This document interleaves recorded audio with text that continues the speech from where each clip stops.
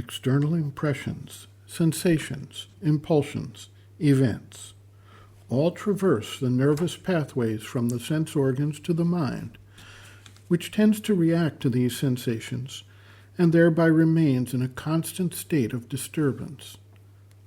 In the modern world, with our addiction to social media, mobile phones, television and radio, and the constant bombardment of stimulation from the external world, we generally find it hard to stay focused and concentrate on a specific thought or project, or even just to sit quietly and be receptive in a state of meditative awareness.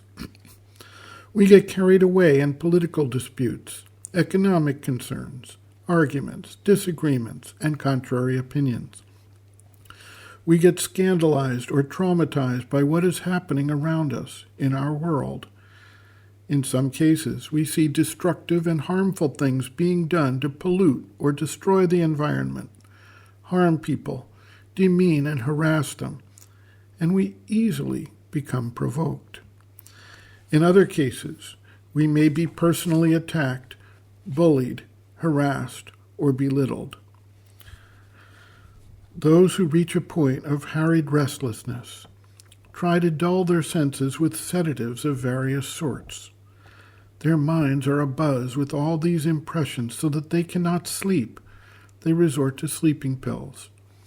Those who aspire to a different way often abandon the external activities, or at least some go on retreat to get away from these impulsions, at least for a specific period of time.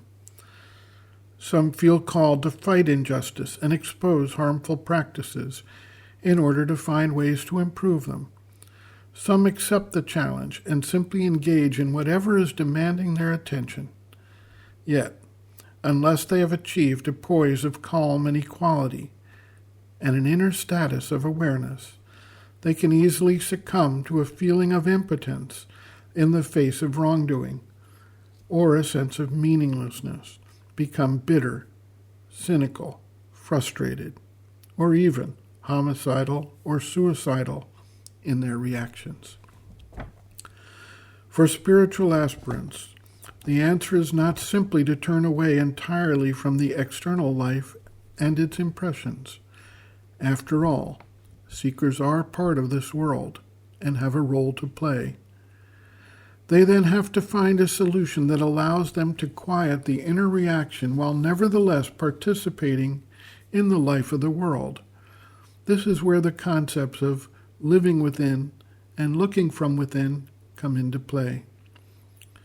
Spiritual practices are not fulfilled solely by specific types of external actions such as reading, praying, singing, or postures, nor are they fulfilled by living in a monastery, a cloister, an ashram, or a cave, the desert, or the forest.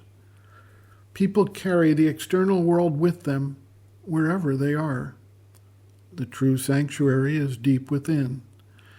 The ability to remain calm, quiet, unprovoked, equal to all external circumstances, is the foundation of spiritual progress.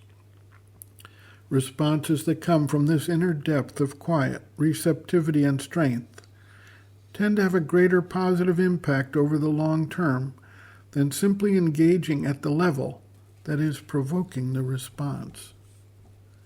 Hermann Hesse, in his book Siddhartha, explores these themes and shows the illusion of attachment to the outer life and the need for an inner state of quiet poise. A seeker told a story of his time living at Sri Aurobindo Ashram in the year 1973 and how he felt like he was provided a brief yet powerful glimpse of what is meant by living within and looking from within. He was there at the time of Mother's Mahasamadhi on November 17, 1973. He actually received birthday blessings on the morning of that day.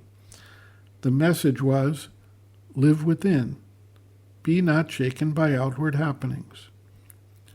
He spent the day in an abstracted state while carrying out his daily activities and duties. That night, when he slept, He had a dream where a great darkness had descended on the earth, and then suddenly there was an intense, brilliant light that illuminated everything.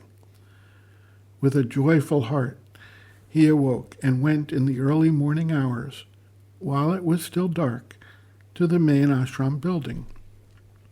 When he got there, all the lights were on. People were milling around, and some were crying. He was told that Mother had left her body. Strangely, he stayed calm, with the mantra, "Live within, be not shaken by outward happenings," reverberating in his mind, while the vivid reality of his dream of brilliant light removing the darkness remained active. Through the next days, he remained something of an observer, as people came from all over the world, many with deep grief and tears, to honor the mother and her work. Intriguingly, after they went through the ashram grounds to the meditation hall, where her body was lying in state, they came away with their grief removed, and they were at peace. They, too, were given the sense of living within and looking from within, and their external reactions were quieted and their pain soothed. Some of the greatest spiritual teachings have taken place under the most difficult of external circumstances. The Bhagavad Gita, the teaching of Sri Krishna to Arjuna, took place on a battlefield at the start of a great, traumatic civil war that was going to pit disciples against gurus and youth against respected elders and cousins against cousins. The need for equality of mind and living within and looking from within could not have been greater. When we live in a time of great challenges, great disruptions, tremendous change, and the dislocations caused by rapid change, it is more important than ever to take one's standpoint deep within and see from the view of the deeper spiritual force that moves and develops the entire creation. Sri Aurobindo writes, quote, "The inner spiritual progress does not depend on outer conditions so much as in the way we react to them from within. That has always been the ultimate verdict of spiritual experience. It is why we insist on taking the right attitude and persisting in it, on an inner state not dependent on outer circumstances, a state of equality and calm, if it cannot be at once of inner happiness, on going more and more within and looking from within outwards, instead of living in the surface mind, which is always at the mercy of the shocks and blows of life. It is only from that inner state that one can be stronger than life and its disturbing forces and hope to conquer." End quote. Reference, Sri Aurobindo and the Mother, Looking from Within, Introductory Note.